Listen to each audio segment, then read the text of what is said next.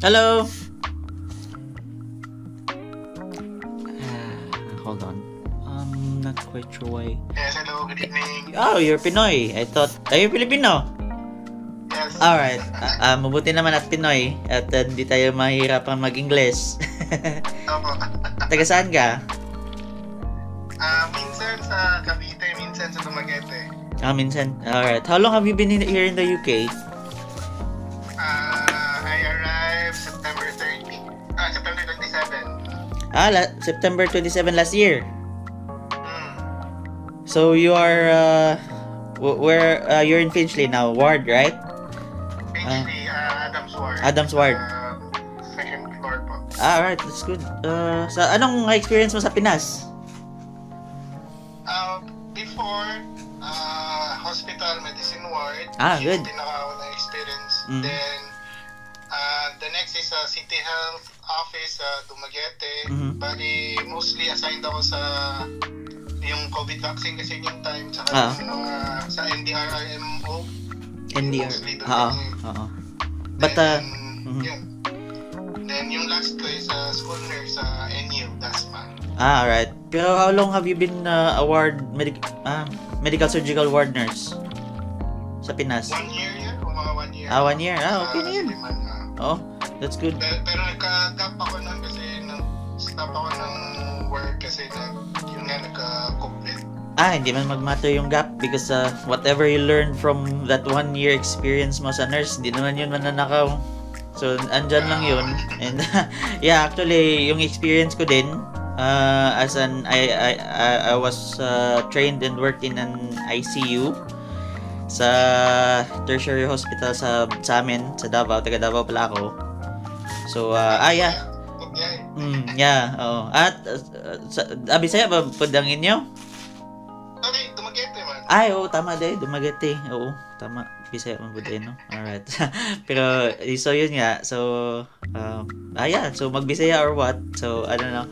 So, ICU nurse ko, siguro I was trained and worked in an ICU for 7 months. And then, nag-medical surgical ward din ako for 2 years. So, all of those experiences, yung mga assessments, how would you assess a patient, magagamit talaga siya sa practice, lalo na dito as an advanced practice. So, rapid response is considered as an advanced practice. We are being tapped by the GP most of the time. Not only the GP, but the doctors in the ambulance. So we receive a lot of referrals, not only from the GP, not only self-referral made by the patients, but also referrals coming from care homes. So both nursing and non-nursing care homes, residential care homes, in other terms, and the nursing care homes. So we receive referrals from them. We also receive referrals from what else? NHS 111. So yeah, for example, when you call 111, sometimes there are doctors there at the end of the other line, and they can tap on the 2-hour urgent response team as well. So yung 2-hour urgent response team, there are a lot of professions as well. Hindi lang mga nurses, kundi we also have the occupational therapist, the physio, what else, and other admin workers that can assess the patient as well. There are SPAs, but they are not considered as front in the 2-hour response team. But most of the time we deal with them because they are receiving the referrals coming from these services. So unplanned care, yan yung 2-hour response service, 2-hour response service ng rapid response or hospital at home. So mostly, although nasa 2-hour rapid response team kami, we also deal with hospital at home patients, meaning these patients are being referred from the hospitals. These big hospitals refer to the hospital at home once they discharge the patient. So for monitoring and for continuous administration of medicines, lalo na it could either be important medications relevant to the patient's condition or mostly antibiotics, because sometimes antibiotics can be started in the hospital and can be continued at home. So kami yung pumupunta to administer them. So once daily, or sometimes if twice daily yung IV administration of antibiotic, so twice daily kami pumupunta. Hindi siya yung pareho sa atin na parang tawag na emergency response team. Nope. We are different. The emergency response team, like for example, in Davao, we have 911. They are considered emergency response team. They act like paramedics. The London Ambulance Service, we act similarly to them. And one of our role as well, we join the ambulance team in the London's ambulance service. If looking for an adrenaline, yeah, I think you will be liking the the ambulance duty. Is that most of the time our role as a rapid response or an urgent care responder is admission avoidance, and we act similarly to the paramedics, because in the ambulance there is a car specific for the urgent care response, and there's a joint duty between our service and the ambulance service. When we have this, the car is restricted only to the urgent care specific jobs, and the goal is admission avoidance. So your skill really matters in assessing these patients, because once you assess the patient and admission can be prevented, then the patient can be safely left at home. Kay ni istorya man ko Zoe ba din na interest man gud ko tong pathway to a nurse practitioner. So ana man siya either kay sa akong bedded karon murag di ko man parang sa lahi ang pathway ba dili ko maka-progress through to nursing practitioner. So ano siya, i-suggest niya either mag-walk-in ka kanang mga urgent care or sa kanila lagi sa rapid response team mo nang i-suggest. Then ana siya na yung mga lagi na ano ko sa inyo ha, kung pa-expose ko no kayo para makabalo po ko kung sa pamaagi ba. Actually it's a good thing, because you already know what you like. Ano ang ginano, because di magid kaganahan magtrabaho nga mga pitiks-pitiks lang or what nga mabore lang kagihapon later on. But kung unsa gid mong gusto, na kay ginadahom nga maabot long-term goal. Oh, exactly. So kana siya. So I think your background I think madawat man siya. So regardless kung anong background mo, especially if medicine ward ka, kay kung tanawon magud nimo ang job post or person specification, mga acute siya na experiences. So it could either be naka-experience ICU or ITU ka, but medicine ward is a good experience. It's just like ICU po na medicine mo nagikan gyapon ng mga pasyente sa ICU. Magdaog na siya sa interview. Kaya ang interview more on clinical lang mga question. I think makarelate gid ka kay syempre medicine ward nurse ka.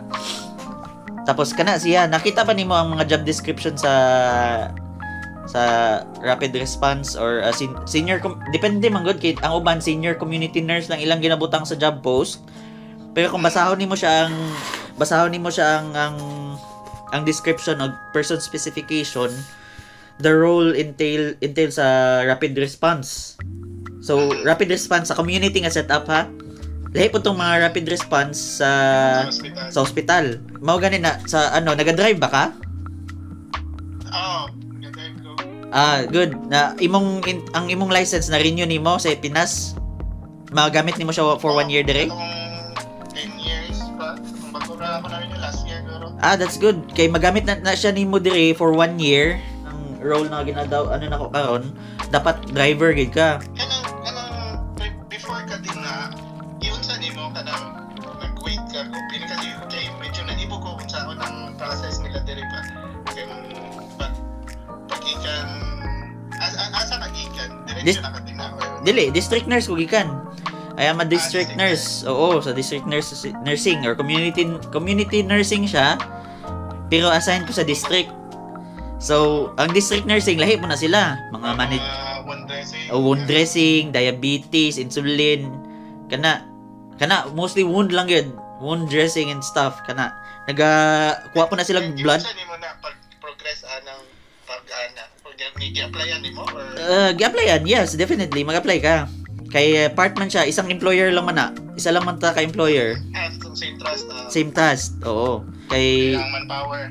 Aside sa manpower, oo. Pero pag tanaw na ko sa akong skill set is not fitted for the district nursing.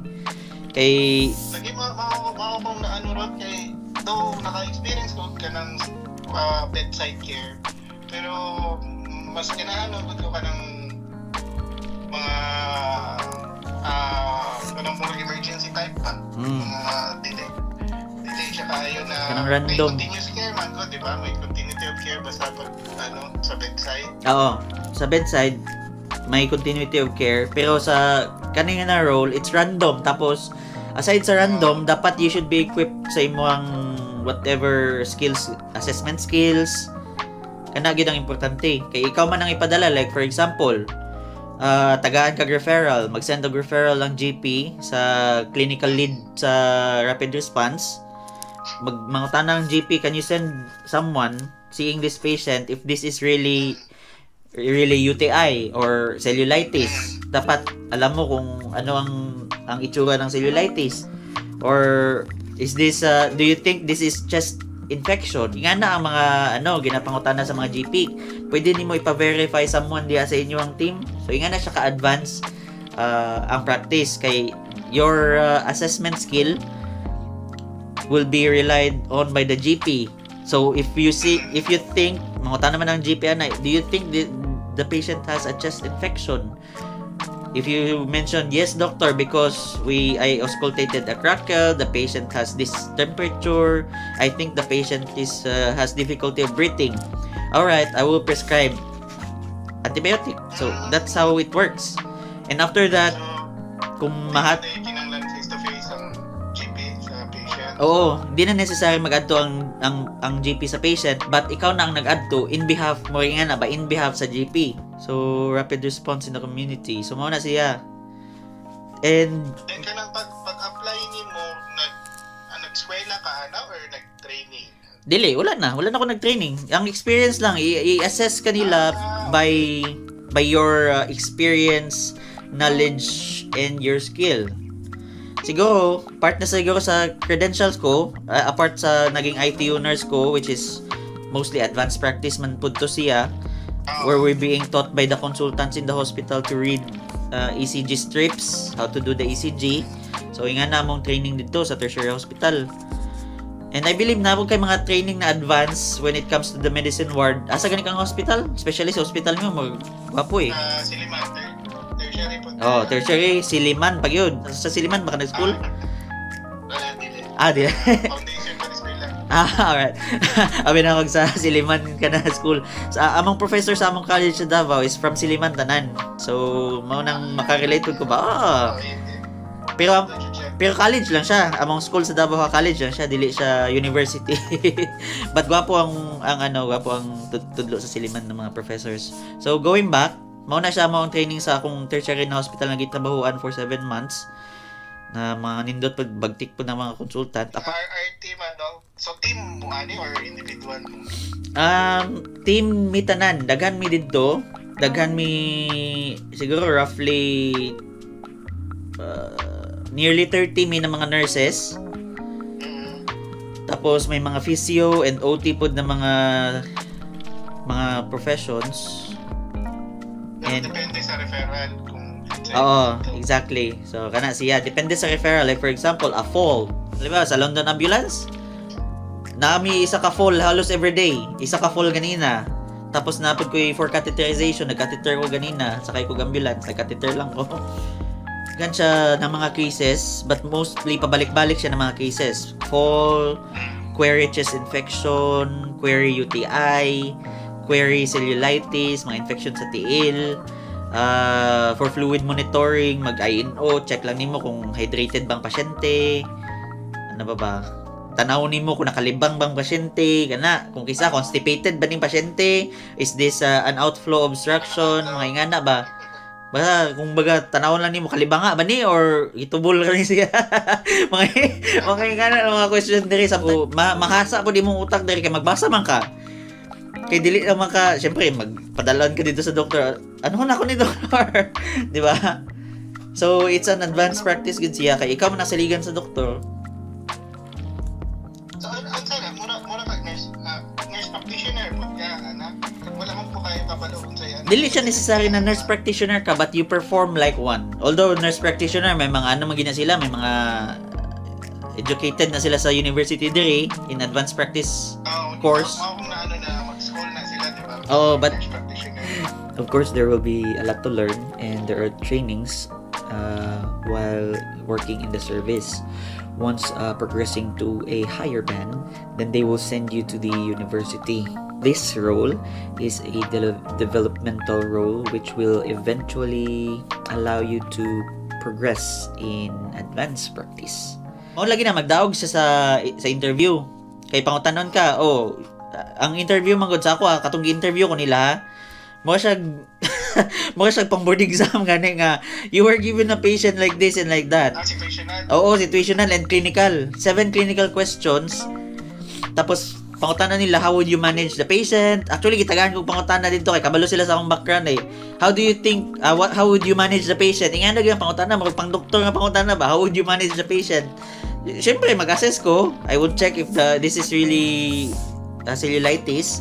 And the first line of treatment for this, I would manage the patient. I will give the antibiotic. Ingana. So ingana. Tapos, napo yung mga situational na clinical. Pangutanon ka, you are given 3 patients, allocated 3 patients. Ingana. 2 patients for follow-up bloods. Ingana. And then you have been allocated 1 patient for first visit, having difficulty of breathing. Which among these 3 patients, or how would you plan to manage your day shift? Nga na. Situational siya. Asa imong unahon? Manang mag-triage po. Oo, mag-triage ka. Asa imong unahon sa tulo? O bisita.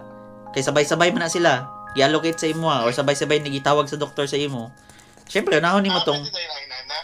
siyempre, unahon nimo tong wala pa ginakitaan. Tong hindi lang for blood monitoring. Katong magtanaw nimo tong chest infection, kung kaginawa pa ba na, nagtinga naman na, ana siya. Kaya kung nagtinga na siya, ikaw man matawag og ambulance. Okay. Siya ang role. Tapos how you deal with the call during when you call an ambulance. Mura day ano po, imo kag-advocate po. Oo, ikaw gud so wala siya kapareha sa ato. Wala siya nga na role sa Pilipinas, pero sa basta mo na siya, I'm giving you a picture, nga na siya ang role. So, definitely, kailangan gini mo mag-drive. Flexible imong time. Pero, ang sure na, pag nagtawag na sila, mag-allocate og pasyente sa imo ha. Halimbawa, matawag na sila, John, I've allocated 1 patient for you for query chest infection. Can you see this patient now? The history is like this. Ang clinical lead, mao na mag-orient sa imo ha. Mao ning history. So, ako, ginabasa na ako sa tanan para thorough ka. And pag kumani mo assess, actually ang routine, pag tanaw nimo adto nimo sa balay, mag-rate ka sa pasyente, tapos kamustahon nimo siya, what's the reason nga noon nagtawag siya sa doktor, mag vital signs ka, like in the ward, you will conduct your vital signs. Pagkahuman mag-review ka kung naay alam mo just recent admission, may mga discharge summary gina siya. I think na makita nimo, di ba, may mga discharge summary mo gina-prepare sa ward. Kana, ginapangita na ako na pag-abot sa balay. Okay. Pero kami magkamaan na. Kaya ang plan sa doktor ana, discharge summary, nana dito sa pinakalikod. Ang plan once the patient is in the community. Like for example, plan so that the mga review of medication sa GP, ang GP ang mag-review ana. So isa na siya i-keep niyo mo in mind. nga dapat pagtanaw nimo sa referral kay kung kisa na yung mga discrepancy gani sa handover sa in-hospital management and management sa GP sa community. Mura siya walay connection ba? Or kung dili ni magstorya ning duha ka services, ang pasyente luoy kayo. Mao nang ikaw ang murag in between aning mga different services. So, the more knowledgeable you are, the more you will be able to help the patient in the community.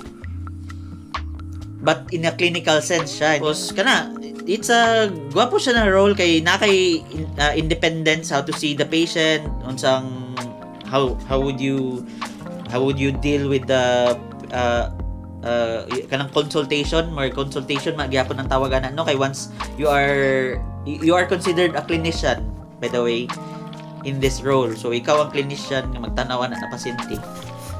So clinician siya. So di ba ang doktor ginatawag clinician? So murag kang doktor, MD ka ba? MD.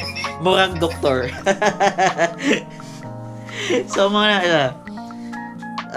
else? At sa mga question mo, basta ka na ang pinaka-importante, ang driving skill. Dapat naga-drive ka kay para mas easier imong life. Ako, pila ko ka months na nagkamang anong mga bus. Kung kisa mabilin pa ko. After first bus, di pa ka kasakay sa second bus. Ika-third pa ka nga bus nga makasakay. Yung route mo oras at Oo. Exactly. Ang oras sa pag-travel ang mas dali pa ang trabaho kaysa sa pag-travel sa bus muna. So, when you bring yourself easier to the patient's house, a lot better. Mas makatabang bagag. So, mao na siya. At least na ko picture ba? Oo. Hindi dito siya legit dito siya. Pero ang skills ang ng clinical ay importante. Kanang assessment skill nimo ma-hone man nimo kay naman ka sa ward karon. I believe imong assessment skill. Unsa ba mga cases na gining tanaw? Ang inyong gina-admit? Ha? All CTI, mga pressure ulcer. Pressure ulcer? Sad to say, wala kayo pressure ulcer, no? Kay usually mga acute wounds ang mga like for example, nahulog. Bago lang nagisi ang agtang. Mao na siya ng mga samad. Mao na ang mga samad di mo makita. Ang mga UTI noon, makita nimo dira naga-dipstick mo? Magamit nimo na siya kay kung magaling mo mag-query UTI, gana gyapon nimong buhaton. Mangayo kag urine sample sa pasyente. Tapos ikaw mag-dipstick na dito sa balay. Tapos kung positive, ka-identify naman siguro ka by now, siguro kung unsang positive UTI or not. Yung mga kanang sa color, sa step. Oo, kana. Ikaw man mag-interpret ana. Sa canister, di ba? Oo. Ikaw man mag-interpret ana. Ang tanawon lang nimo ana para ma-practice na nimo, halimbawa duty ka ugma, ang leukocyte, nitrite ug ang blood. Kana natulo na parameter. Ang pinaka-importante kung query UTI. Kay kung mag-positive ng tulo, UTI gina siya or either maski ingnon nato leukocyte lang positive. Negative ang blood, negative ang nitrate, UTI gyapon na. Nagi times nga weird kayo ang result, nitrite and blood lang tapos negative leukocyte, i-refer na lang sa doktor. Doctor, this is the result of my dipstick. Kana. Tapos kanang apart na gwapo ng dipstick na ano nila diri kanang Siemens dipstick. Kay makadetect ko na siya high blood glucose and ketones. So, since mga tigulang ang ginatanaw, kato man ang 8, di ba? Duha man ang klase siguro, di ba? oo. Basta ka ng Siemens nga katong gigamit ganin nato sa OSCE. Kato. Nga naman siguro ang itsura sa inyong dipstick. Mao na siya. Gamit kayo na siya kay ang ketones, ang glucose, kana gamit na siya kay tanaw nimo kung nagketonuria na imong pasyente, basig mag-decay na siya pohon. Pasabutan na wala nagamintin og tambal, wala siguro natagan og insulin, ingan na kana nag-ketones, diabetes, ma-assess na nimo through dipstick. So kana siya, imong assessment, imong how you manage your assessment. Mao na siyang ginatanaw and needed sa role. So nagka-catheter ba mo diha sa ward? Wala. Pero na sign off na kana ng mga skills. Wala pa kay nag-incept na ba ka? New starter. Wala pa. Karon pang March wala pa schedule. The sooner ka ma-sign off, the better. So man ako matabang sa imo. Mao naman na, at least kabalo ko sa expect, then kabalo ko kung asa magsugod. So, kung sa mga requirement, mao na may importante. Oh, I believe mag-benefit ka na kung makita nimo ang person specification and kanang job description and person specification. Dili man gid siya necessary dapat naagid ka tanan. Kay namay dito nakabutang during the time na willing to something educate yata in university level. Basta ang nakita nako dito sa ano naka-apply ko is advanced assessment kana ng mga advanced assessment. Dapat kabalo ka kung unsang tingog sa pag-auscultate nimo sa chest. Unsang tingog sa normal lang sound. So, ma-roll out nimo na dili ni siya chest infection, doctor. I did not hear any crackles. Oh, nga na dayon. Confident kayo ka mag-storya. No, doctor, this is not chest infection. Ano ba? Ano naman ka sa assessment? So, ito naman. Oh, nga na siya. So, dapat madungog siya nimo ang normal para ma-separate nimo siya from the abnormal one. So, ba? Kana lang. Ang assessment lang yun. Kung sapak matabang sa imo sa when it comes to assessment. Siguro a good book. You can buy a good book to read. Kana no, ang mga nurse magud sometimes no, kung siguro kung nag-nursing na pod ko, tamad ko magbasa ug mag-study. Pero if you buy yourself a good book, labi na tong medical surgical nursing na book. Med-surg na book. Familiar ba ka? Ano sa yung med-surg na book sa ipalit? Sa mo, required mo palit og book eh. Required na niya ata. Brunner and Sudarts. May remember na ko siya. Brunner and Sudarts medical surgical book kana nindot na siya na book kay mo siya simpler terms tanan essentials about conditions and ang possible treatment sa doctor na nandito ang diagnostics pod tanan na siya.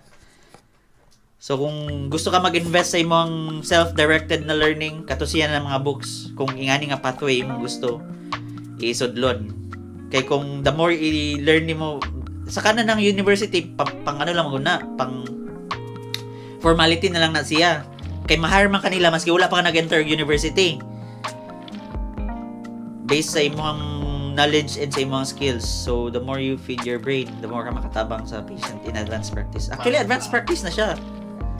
Oh. Mana siya? Ano pa ba? Napakipungtan na?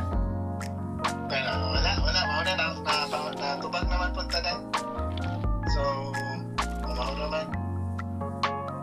Sige.